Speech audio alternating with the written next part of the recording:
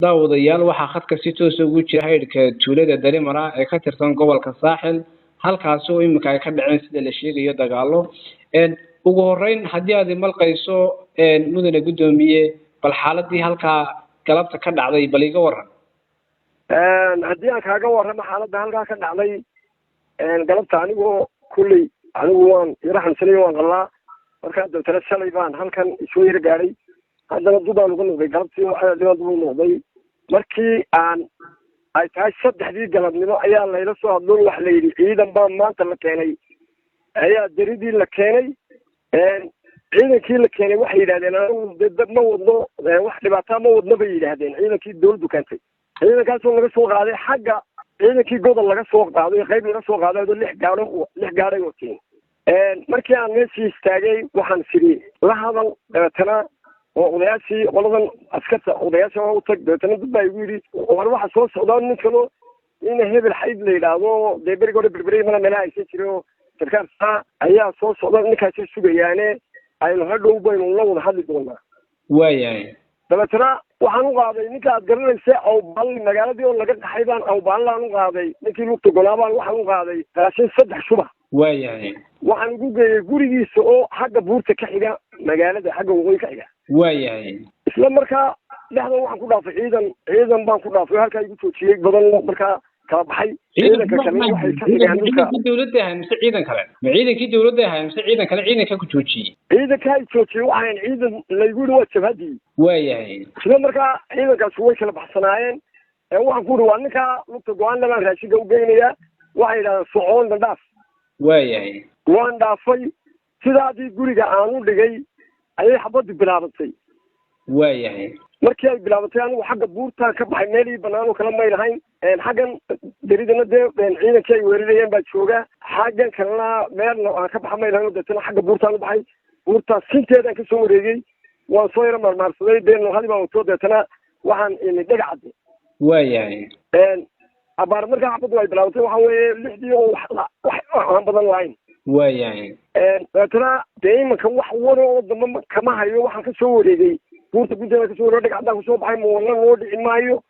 oo xaggan nooga dhici maayo aniga ma garanayo meeshii wax hayso moolkuna xagga sidaan u dhicino meelaha kale aboo dadku soo garacayaan markaa dabeetana dhimashadii dhaawac war kama hayo xabadina way istaagtay imanka waxaad iiga warantaa bal qaabkii uu dagaalku u socday qaab nuuciye buu ahaa wallaahi dagaalkaas horta dee sikadiisa buu u dhacay oo markaad qiyaasto waana la sugaa laakiin niyow xaaladda maqribka waxba dee dagaaladaas badan lama bilaabi jiro dagaalka san waqaanadii wax la bilaabi jiray subax iyo waa dhawaad waayahay markaa dabeetana maqribkii buu dagaalkaasu bilaabmay iyadoo maqribka hortiya qaabkaa u dhacay markaa u horeeyadii xabaddu toos bay isugu dhacday ciidankan dawladda goorma yimaadeen meesha maanta saacadaha yimaadeen ma garana ilaa 12 bilaa way yimaadeen aniga waxaa ii soo sheegay abaaro 1 iyo barkiiba 2 baa la ii soo sheego buuraa tren yar baan kusii joogay 3 baan kasoo dhaqaaqay dabtana aadni way bal imika dadkii tuulada ku noolaa xaggee ayay qabteen se maxaad iyaga war ka haysaa dadkii tuulada waxaan guri magaaladii waana joogno laga guray maatidii wixii wax qaadan karaya ay ka tageen baan anigu galabta imi mid baa sii joogay meelaha goobiyaalayay oo rag u yaro badan maatidii waa laga saaray markaa ugu baxana buxuurun bay ahayd maanta markii ay ciidankaas soo degeen way u dhibaatay ahayd dadka meeshan Darimara nimanka dhalinyarada ah ee buurta ardayda way ka soo degeen miyay ku dhawaayeen markaa bal meesha bal qaab nuuciye bay ciidanku meesha u yimaadeen labadan dhinac meesha ku dagaalamay sideedaba dee saad ogtay goda waxaa jooga ciidan baa jooga iyo meesha gardi la yidhahdaba way ciidan dawlad baa jooga markaa waxaa laga yaabaa inay yidhaahdaan baa inkastoo aanay gadoonin kareen gadoomiye inay yidhahdeen baaba laga yaabaa markaa ciidan baa goda laga soo qaaday oo lasoo dhigay halkan maxaad ugu baaqaysaa labada dhinac ee meesha ku dagaalamay waxaan ugu baaqayaa labada dhinac ee meesha ku dagaalamaya waxa meesha ku dhimanaya waa maati waana waxa weeyaan dee wax khasaara ah oo dee intii ugu xumaadayay noqonaysaa mar haddii xilligaa dad maati ay sidaa u waxaan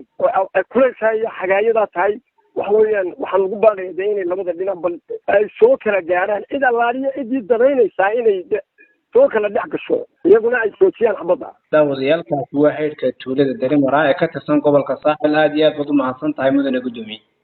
macmil ma ogtahay in dhammaan lacagaha dibadda lagaaga soo dirayo inaad ku heli kartid adeega e-dahab adigoo jooga gurigaaga iyo goobtaada shugo haddaba macamil booqo xarumaha somtel ama dahabshiil si aad u hesho simikaarka somtel oo ay kula socoto 1.5 GB data iyo 50 daqiiqo ku hadala